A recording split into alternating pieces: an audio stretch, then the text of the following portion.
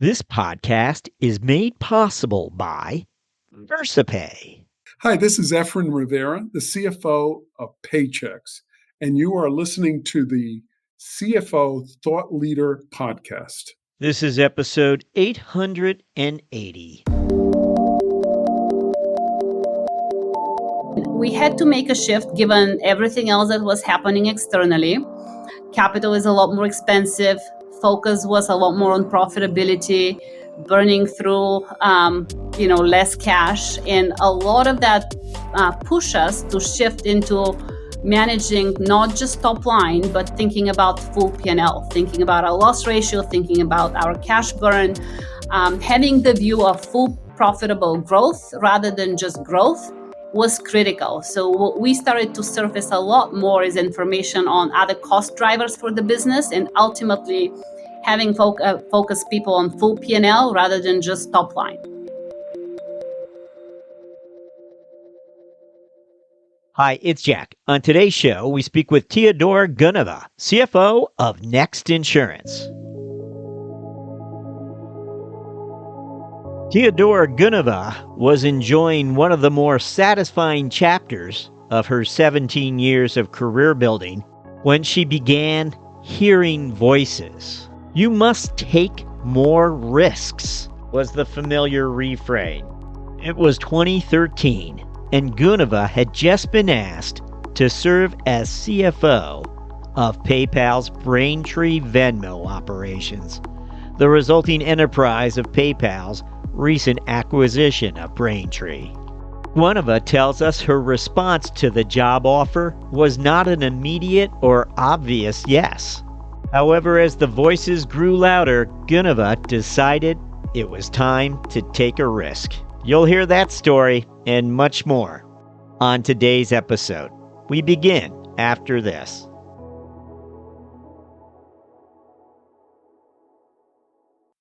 When your accounts receivable automation focuses only on back office tasks, you forget the most important stakeholder, your customers. VersaPay gives you all the tools you need to automate those tasks, plus the collaboration tools to take on everything that automation alone simply can't. This doesn't just increase efficiencies and accelerate cash flow, but also creates a dramatically improved experience for your customers. And as the economy tightens, can you really afford to risk losing customers over an invoice-to-cash process they find frustrating? With VersaPay, clients typically achieve 50% less time managing receivables, 25% faster payments, 30% fewer past due invoices, and 81% customer portal adoption. Learn more about VersaPay's collaborative AR, ERP payments, and cash application solutions at versapay.com/CFO.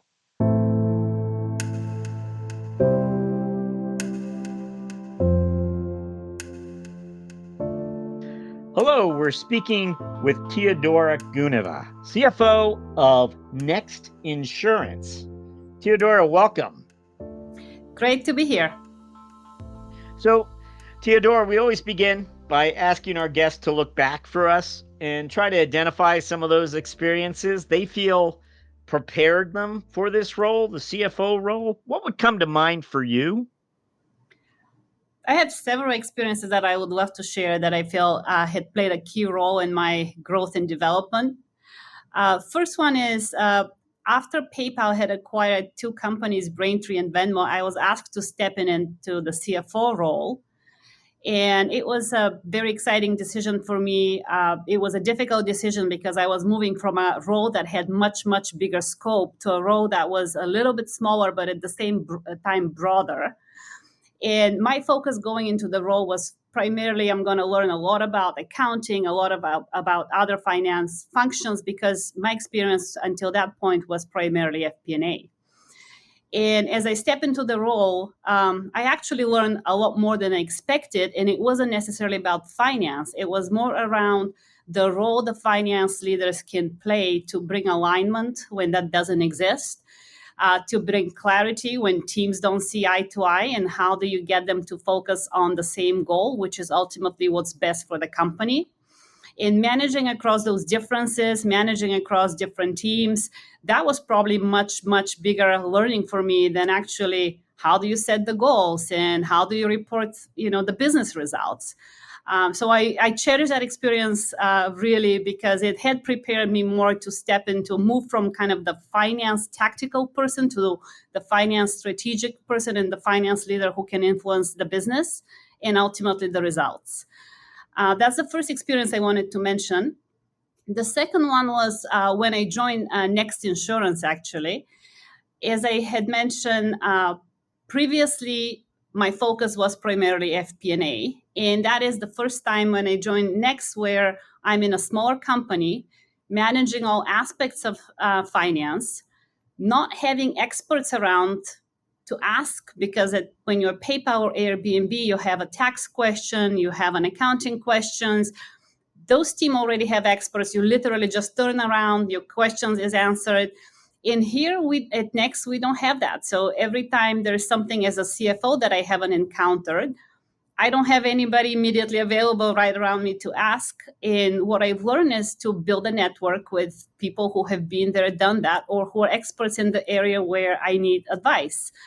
And I've been a lot more proactive building out on that network and joining a lot of CFO forums, joining a lot of other forums where when you don't know something, there is no shame of asking. And it's actually better to ask and learn it than not to ask and do the wrong thing. The last one is more a theme rather than a specific experience. But through my career, quite often I've been in a position where we had to transition from a growth mindset to profitability, either bringing a business to profitability or improving an already profitable business, which was a low margin business until this point.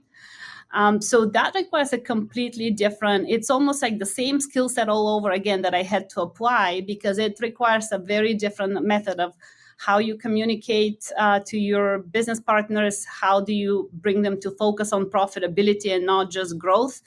If you're just going after growth, it's a lot more glamorous. It's great things to talk about, easy to inspire people. But now when you bring the profitability or controlling cost measurement to that conversation, it becomes a less exciting conversation for many people. So how do you bring them on board with you, and how do you make sure that they focus on ultimately turning around the company and bringing it to profitability rather than just focusing on growth?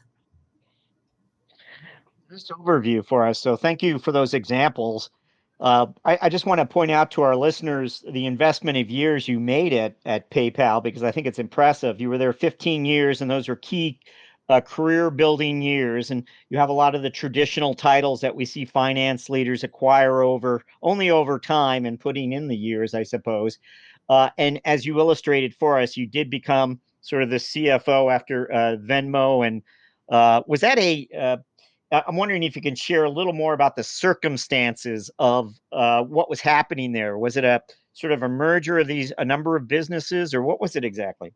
Yeah, so PayPal in 2013, PayPal acquired company Venmo, which does credit card processing.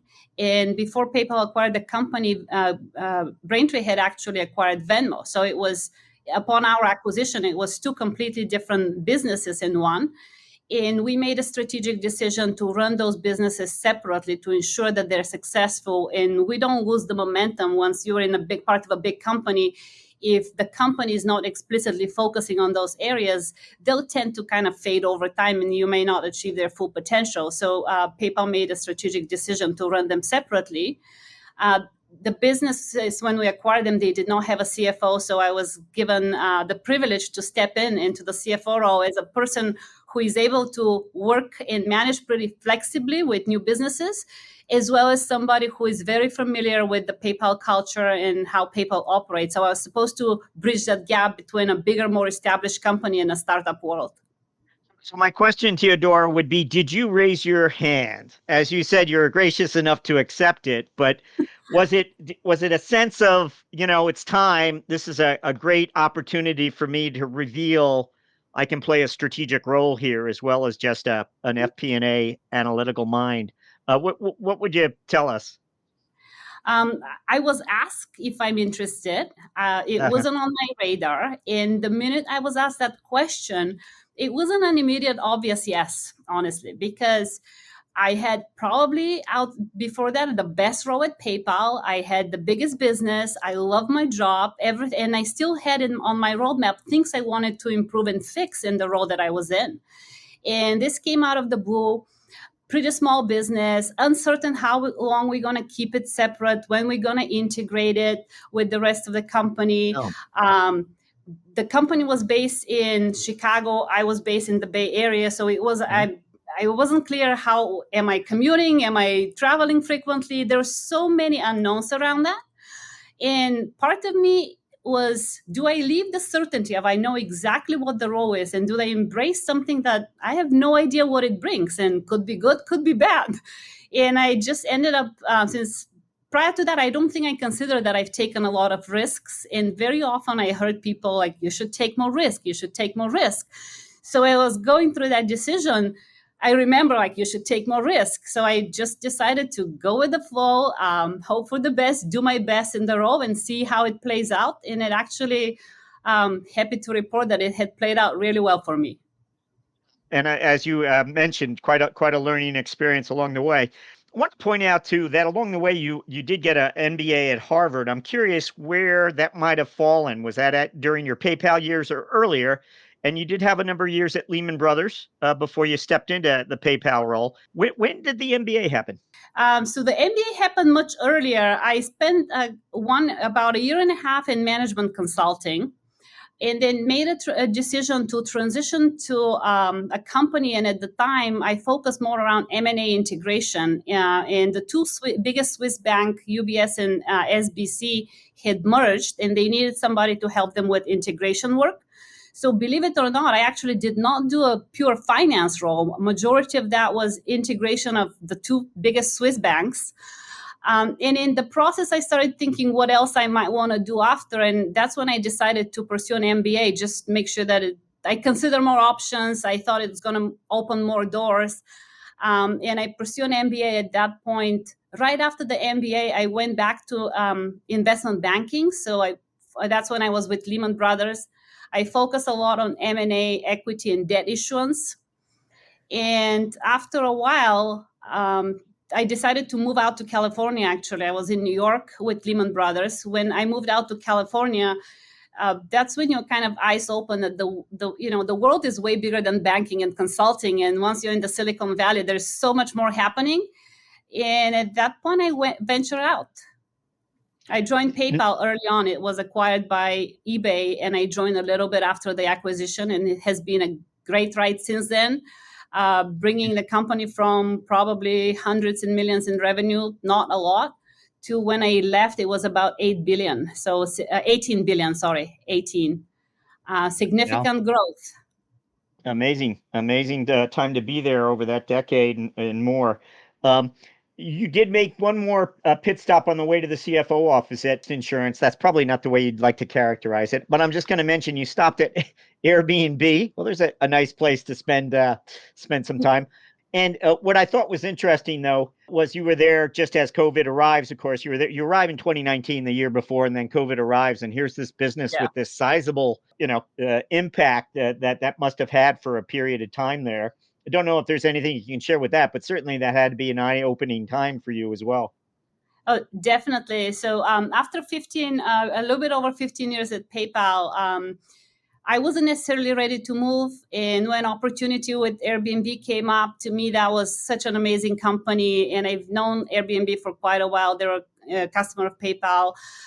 So I was fascinated by the company, by the leadership. And it was a no-brainer when that opportunity came up. I definitely wanted to join the company. I did not know that pandemic was coming, and I'll be in the travel industry when it hit. So it was definitely quite an experience. I would classify it as a 24/7 effort, pretty much in the weeks coming. And with the uncertainty of how long it's going to last. People were not traveling at the time. Like literally you open the numbers every morning and it's free fall. And I was fascinated by the leadership, both from kind of the CEO, CFO, how they stepped in, and the discipline we had and the courage to kind of flow through that and come out pretty successful at the end. So learning experience as a CFO going through I wouldn't wish it to anybody, but definitely I hope this had prepared me well to handle difficult situations. So we're right at the Next Insurance, where you enter the CFO office in December 2021. And we'll ask you a few more career-related questions a little later. But right now, let's find out about Next Insurance. Tell us about this company. What does it do? What are its offerings really today? Yes. So Next Insurance aims to help entrepreneurs thrive. And we aim to provide one-stop shop insurance for small businesses. We're the only company that provides full stack insurance. So what means is we own the customer from the acquisition through underwriting, through servicing, through claims. Think about the whole life cycle. When we acquire a customer through if they experience a claim, we're there to service them. We own the full experience.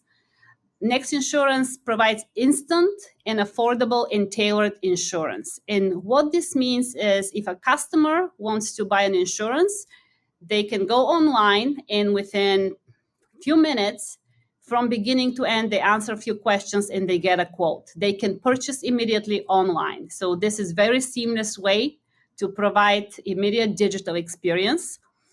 And if you think about small business, for example, personal insurance is very simple. You need a home insurance and a car insurance. And for the most part, pretty standard.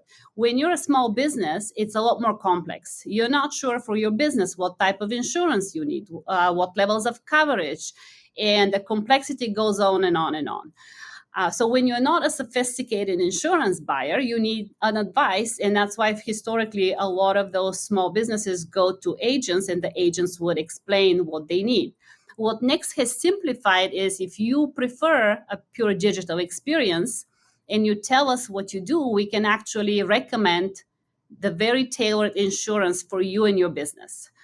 And that it takes the complexity, the mystery of insurance away, and you actually know exactly what you need, particularly for your own business. And that's what we consider tailored. What makes us very different is that we have a superior underwriting. It uses a lot of artificial intelligence, machine learning methodology, and it prices customer based on your own specific risk. We know exactly where to price you, and we know which businesses are attractive to us and which businesses we're not able to underwrite. So very sophisticated approach. We rely also on technology, both from automation perspective, which is a great measure for us, not just from a cost efficiency perspective, but also customer experience. A lot of people would prefer just to log in, get certain information rather than be on the call the whole time and wait for somebody to respond to their needs. So we definitely are automating that. I also want to mention one other thing that's unique for us is we distribute pretty much where the customer is. If the customer is looking online and they want an immediate digital quote, Next Insurance is there. If the customer still prefers the agent touch, Next Insurance also works through external agents. And we're embedded in a lot of small business platforms where if you're a small business and you want to set up a business and you're using different, whether it's payroll or whether it's a website type of platforms, Next Insurance is integrated with them. We integrate with Intuit, with Amazon. And we are there for the small businesses that need insurance to onboard there in digital and real-time way as well. We always like to ask if at a company I think it was founded in only 2015, could you give us maybe an abbreviated history of its capital structure, where it is today? Yes. So far until today, Next has raised about $880 million. And some of our biggest investors are Munich Re, Capital G, Battery Ventures, FinTLV. So those are some of our biggest investors. What were you stepping into? Did they have all the visibility you wanted into the numbers? Were the systems there? Was the team in place? Maybe there were some key hires that you still had to put in place. What would you tell us as you open that chapter? Good for me that it wasn't completely from scratch. And with insurance being so regulated, at least the one thing that really worked many things worked really well, but the one thing that came to my advantage was that it had a quite established financial infrastructure. I still had to bring in some more experienced hires because we were naturally growing through the phase where you had a team which is well positioned to manage a very small company, but we did not necessarily have people in key roles who can bring next from where it is today to where it has to be in the future. So I definitely brought in a few senior hires. I brought in a chief accounting officer. I had to pretty much build from scratch our reinsurance team. We had somebody who was managing this, but we had to bring expertise. I brought in several people to manage reinsurance. And the one area that we also did not have in-house, and it is important for insurance company, is investment management. So we have a lot of capital from our premium, and usually insurance companies manage that pretty efficiently. We did not have anything in place, and I had to build that as well. Now, for you, having been part of companies that we'll assume were highly data-driven, whether it's PayPal, Airbnb, you're accustomed to companies that are rather sophisticated when it comes to data. Is that the environment you walked into? Was this company, would you call them as sophisticated data-wise? Yes, I would say even when I joined, it was pretty sophisticated data team. Definitely, it's critical for us to have that sophistication as we're underwriting policies. So if you think of it, whether it's for the digital customers, but it also applies through agents because they're using the same platform to get an immediate quote for their customer. This is thousands and thousands of data points we are trying to bring in to make an intelligent decision about a customer we don't know. So that sophistication from a data perspective was definitely there on the underwriting side. There is a lot for every company, whether it's even PayPal or Airbnb. The additional sophistication would come in, and how are you using some of that information to make business decisions, which is separate from the underwriting intelligence that we have. And I think every company, regardless of size, can do a lot better on how is that information being used to also drive business decisions. I'm wondering if you can share with us. I mean, we would think, okay, it's not unlike a lot of SaaS businesses. It's about recurring revenue. It's about whether customers are sticking with us and renewing and growing their insurance needs with us. And is that visible? But as you just said, it's kind of this interesting ecosystem of underwriters and agents. And I wonder if there's a particular measure that you pay close attention to that's perhaps insurance specific or sector specific that would allow us to go, oh, I see, allows us to understand how you can see into the business, this unique business that it is. Yeah. So I would say it's not necessarily a SaaS business, but there is a little bit of a component of that because you would buy an annual insurance, and if you're still in business and you had a great experience, you just continue to renew with us. So there is definitely that renewal component, which is very critical for us. And that is why it's also critical for us to provide good experience so you would renew your future business needs with us. So what we, in addition to how much are we driving from each channel or what is the profitability of each channel, we also measure customer experience based on the different channels. That is pretty critical component. And that's a piece that feeds into that renewal piece. How many of your customers are going to renew that? And Next has really high NPS with customers. That gives us a lot of confidence about the strength of our renewal business. We continue to put customer first. So yes, I'm talking about non-financial metrics, but those are critical because they ultimately impact your financial number. So in addition to looking at the general profitability by channel, we focus also on customer experience and satisfaction. We focus on what is critical for us is loss ratio. If you write $100 in policy and you end up losing and you pay out $120, obviously you're not making money and you cannot be in the business for a sustainable amount of time. So for us, focusing on loss ratio and what is different potentially across all the channel and how do we manage it differently is pretty important as well. In regards to the loss ratio, I'm wondering how responsive the organization can be. Like, if it comes at the end of the cycle, it's already lost. But if there are indications now, is it predictive in a sense that this is moving all the wrong ways, and we think the loss ratio by the end of the year could be much wider or what have you? I don't know. Yeah. Yeah, we're managing that very proactively. So we see immediately what type of claims come in. We spot it immediately, and we're able to act. So the good thing about a smaller company with pretty advanced technology is you spot it immediately. It doesn't take long to align. Our alignment on what needs to happen is really quick, and we have the technical ability to implement changes really quickly. So that is a big plus for a company who has such advanced technology as us. You mentioned you're able to respond just given the size you are. It allows you to do that. Is there anything you're doing, maybe organizationally, though, as well? Because you have this opportunity to operate finance as you see fit in the digital age. And we know sometimes there are meetings with more people at the table, or different people are coming to the table, or finance is embedding itself more in certain parts of the organization. I don't know if that's your story, but that we keep on discussing that. Have you organized finance in a different way, or maybe it's a mindset that you've sought to instill with your finance people to be more responsive and collaborate differently? I think it's a mindset. Organizationally, no matter what organizational structure you put in place, if the mindset is not there, you still will not get the desired outcome. So I think it's a mindset, and historically, I've experienced that mindset through all my prior organizations or all the prior teams I've led. For next, it is still an opportunity. I'm pushing the team a lot to kind of think ahead of the curve and be able to see what might be coming, and then therefore we're preparing the response even before something has happened. So that is something, as for me, I consider that a still opportunity to grow over here. Now turn back the clock when you were looking to make an FP&A hire. Were you looking for a different set of skills than you're looking for today? Anything changed?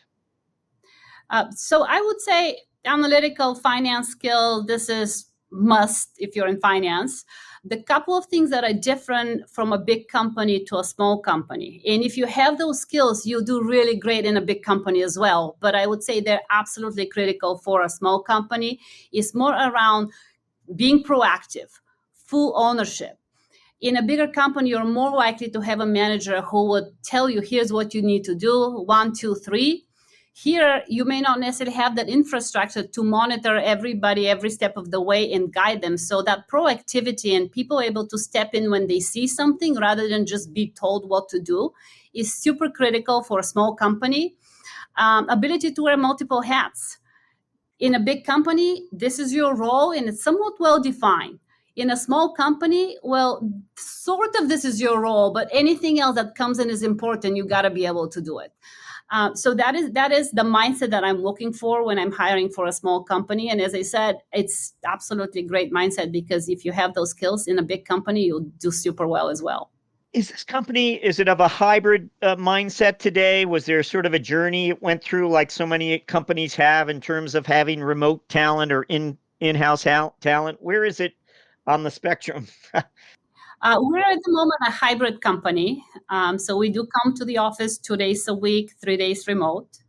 And given that we're in the Bay Area and that's not where usually you find a lot of insurance talent, for specific roles who require insurance experience, and we've determined which roles are okay to be remote. So I've hired, for example, for some of my accounting roles, for reinsurance, I've hired those members of the teams and leaders to be remote, and that works perfectly well. Other areas that we work much closer with the leadership team, like FP&A, has been more critical to be local and to have that face time together. Heard that before, but I always think it's interesting to explore why FP&A needs FaceTime, if I understood correctly. What would you tell us about why why you're concerned about that. Within that, there's a lot of collaboration with the business, with the leadership team, and it's much more efficient and well done when we're together. So that's why definitely on the FP&A side, it's a little bit more collaboration with not just within finance, with other parties outside of finance, and that's why it's more critical. So you've done your. I'm going to draw a hypothetical here. You brought your FP&A people together, and I don't imagine it's all that large a team. And they're in a conference room down the hall, and Teodora swings open the door. And what are they going to say? Uh-oh, Teodora's going to want to hear about this. What are they thinking? So usually we align on what our priorities are. And sometimes it's very straightforward, and FP&A works with the business partners on those priorities. And sometimes when it's not so straightforward, FP&A has to get together and brainstorm, like, how would we approach something? Part of it is maybe we've never done it. Part of it is I might have done it in a big company, but it is a different flavor if we have to implement something at next. And that is where that being in the room together and figuring things out and what would work and what wouldn't, and literally brainstorming about that before we go our own separate path to work with the business, that is where it has come very helpful. And a lot of our business partners are also located here. My team and the business team go through similar sessions that I just talked about around brainstorming and working together and working on initiatives or plan and goals. And a lot of that is very efficient when it's in the same room. You mentioned NPS earlier, and we always are curious if there's a business dynamic that, since your arrival there, you've sought to educate the organization more about. And I guess I'm saying a business dynamic, a business metric, something that you've sought to raise the profile of or bring more attention to more broadly across the organization. Anything like that? So previously, until I would probably say until a few months after I joined, we were very focused on top line growth. And majority of what we report and how we will report is premium, which for us is indication of top line growth. And we had to make a shift given everything else that was happening externally. Capital is a lot more expensive. Focus was a lot more on profitability, burning through less cash. And a lot of that pushed us to shift into managing not just top line, but thinking about full P&L, thinking about our loss ratio, thinking about our cash burn, having the view of full profitable growth rather than just growth was critical. So what we started to surface a lot more is information on other cost drivers for the business, and ultimately having focus people on full P&L rather than just top line. And that is the minute you're focusing on showing something else, people start to understand it. People start to see the importance of it and focus on this, because if you don't share that information, the focus will not be there. Just making it the CFO focus by itself is not going to deliver the results. You need to make sure that the respective leadership understand that as well and understand what they can do to deliver profitable growth, not just any type of growth. Nice overview for us, and a journey so many companies have been on this quarter. You highlighted it very nicely for us with all the dynamics and complexity of it. So thank you for that. We're now up to what we like to refer to as our finance strategic moment question. We're looking for just one moment of strategic insight that you've experienced along the way that revealed how finance plays a strategic role in business. Anything come to mind when we ask for a finance strategic moment? I would love to say that I have many of those happening on a daily basis. The one that I would love to bring up is through my career, I spent a lot of time supporting sales teams. And usually what is critical with the sales team is they respond really well to how you design compensation. And if you don't design it the right way, you may get a different behavior that you don't intend. So looking back at that particular example, the way we work is we set the company goals and we know at a high level where we want to get to and how we get there. And sales teams at PayPal play a significant role of that. How are we getting to our strategic long-term vision?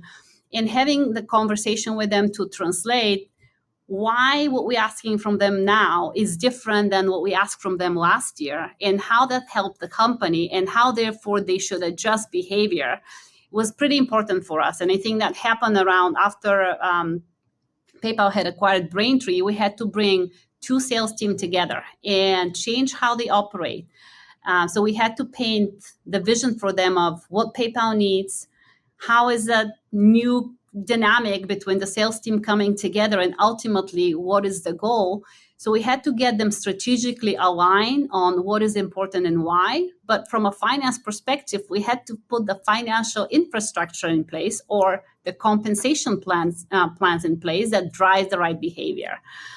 So that has happened in multiple type of occasions, not just related to sales team. I think such an effective approach has to happen with any other goals and any other alignment that you need to get for people to work towards the same strategic direction.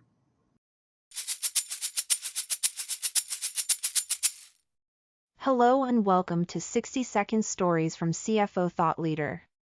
No matter how many years Wayland Chan's finance career ultimately spans, the decade he spent at social media company LinkedIn will always loom large. Chan's investment of 10 career-building years at LinkedIn arguably represents a case of being in the right place at the right time, with the right outcome. Eventually, Chan is fielding multiple CFO job offers, a development that leads LinkedIn's seasoned FP&A leader to open his first CFO leadership chapter. You'll hear that story and much more on episode number 874 of CFO Thought Leader, featuring CFO Wayland Chan of Grafana Labs. Remember, the future of finance is listening.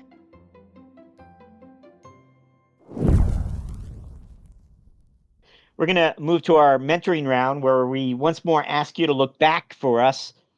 And we want to think about your first 30 days in the CFO role, when all of the responsibility fell on your shoulders. And we've talked about you arriving there, but if you could just go back and just tell yourself something, just remember this, or don't worry about that. I don't know. But in that first 30 or 60 days, if you could go back and just give yourself a piece of information, what would it have been? I would say, I think when I joined, before I actually joined Next, and as I was joining the company, I underestimated how complex the insurance industry is. As somebody who spent over 15 years in payments, which is pretty regulated, when I joined PayPal, payments was still a new industry. I kind of grew up with it as it was developing as an industry. And you don't realize, like, when you're so early into the process and that industry is just being established, you learn so much without you're realizing you're learning it. So by the time I left, and if I think about what would it take to be in another pretty regulated industry, I'm like, oh, it shouldn't be that difficult. I've already done it with payments. This shouldn't be that much different.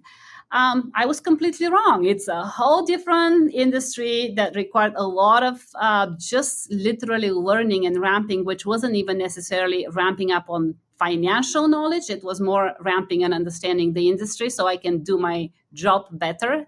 So definitely that was something that I underestimated. And I did spend a lot of time learning when I joined, a lot more than even looking at, any of the finance areas. Great insight there for us. So thank you. We always like to ask our guests to reflect a little bit on the personal side. We're wondering if you have a habit that you're known for, or part of a daily routine. And this might be out of the office, but actually, I think we like it when it's not necessarily just tied to the office. It might be something a family member would say about you or point out. That's how she does it. That's always been her way. Don't know. Is there anything that comes to mind when we ask for a personal habit or routine that you're known for? I would say it's more of a mindset rather than a habit, but whether it's a work project, whether it's something I choose to do in my own time, I'm super competitive, and if I have to do something, it has to be perfect, otherwise, or at least really, really good. Otherwise, don't waste time. And even with my kids, for them, it's like, that's good enough. And my feedback is, no, it's not. If you choose to do it, you do your best. You don't just do it and kind of move on with an average performance. It is critical for work, and it is critical also in my mind, it translates also in my personal goals and personal achievements as well. And I want to elaborate why it's important from a work perspective as well, because a lot of junior people make the mistake that they're given projects, and quite often some of the projects are super exciting, and it's really easy to do a good work because it's exciting, and some of the work is really boring, and it's really easy to just do mediocre work because it's boring and you never really have the attention span to focus on it or the excitement to focus on it. And what I've discovered is actually that even the boring stuff you should do really, really well, because that helps to build your brand. That helps for you to be considered for the most exciting, high visible project, because people can trust you. If you can do amazing work on the most boring stuff, you'll be first in line to get the greatest assignments, the most visible assignments, because people know you'll do a good job regardless. So I think that's for me, but I apply that also anything I do outside work as well. If I'm going to do it, I'm going to do my best for this to be really good. Well, thank you for that. That's great. And we always like to ask if you have a book recommendation. Doesn't have to be a business book. Might be something you escape with. Don't know. Anything come to mind? So I tend to read a lot of books on leadership. It puts different perspective, how I choose to lead, how I'm vigilant about certain things, and how other people view different aspects of leadership. The one book that I would recommend it's called Amp It Up. It's by Frank Swootman. And I think it's targeted more towards CEOs and founders, but there's a lot in that book that CFOs can take away and can implement. So the book talks about improving performance and results by just setting the bar high, always requiring a lot, by raising expectations, as well as it emphasizes on creating urgency, efficiency, alignment, and focus. And if you think about that, it's valid messages for CEOs and founders. But if you think how much the CFO can do in all of those areas, it's tremendous. So when I look at whether it's this role or any of the other roles, I was literally taking every piece of advice, and it is exactly what a finance leader can do step by step to ensure success of the business. Wow. Nice overview on that. Interestingly enough, this book, since the start of 2023, has been recommended, and you explained why it struck that chord, I think, very nicely with finance leaders. There's been a reaction. Yeah. Clearly. Thank you for that. We're going to finally ask you to look forward, and we're wondering about the next 12 months and your CFO priorities. I think you've already clued us in on some of them, but over the next 12 months, what are your priorities as a CFO? So there's a couple of things I want to see. One is a lot more clarity around goals and accountability. So every business can always do more, but I think usually when you're in a smaller company or in a startup, things tend to be less structured relative to the rhythm you have in a bigger company. So I want to see a lot more around setting the right goals, measuring the right things, and holding people accountable. So that's kind of more holistically around what I would link to business performance. I also want to see my team as well as the company continue to focus on profitability. That is pretty important for us as we drive growth, to make sure we drive profitable growth and putting measurement and focus and initiatives around that. And as it relates to particularly the finance team, what I want to see, and I had mentioned earlier, I want for my team to continue to push them to be more strategic and how they can help the business achieve more and achieve the results. So I think there is definitely, we're in the early stages of growing that muscle here at Next, and there's a lot we can do. So I've kind of put it as a personal goal to make sure that 2023, that's where the focus is. 2022 was more around foundational structure around finance.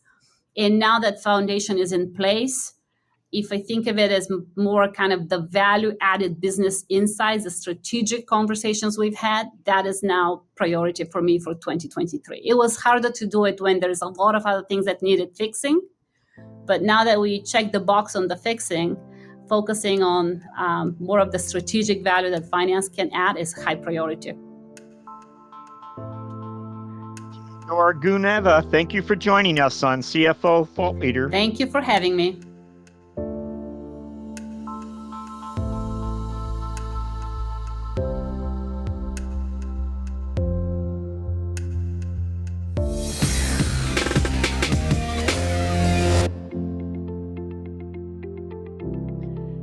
Hello, Thought Leader listeners. As you have perhaps already heard or even seen, we're now featuring the career lessons and moments of strategic insight shared by our CFO guests as Thought Leader videos. You can now find these videos on our blog at cfothoughtleader.com and, of course, our newsletters, but also on LinkedIn. If you haven't already, please go ahead and follow our CFO Thought Leader LinkedIn company page, and you'll be certain not to miss a single Thought Leader video debut. CFO Thought Leader, the #1 thought leadership platform exclusively for and by CFOs. As always, thank you for listening.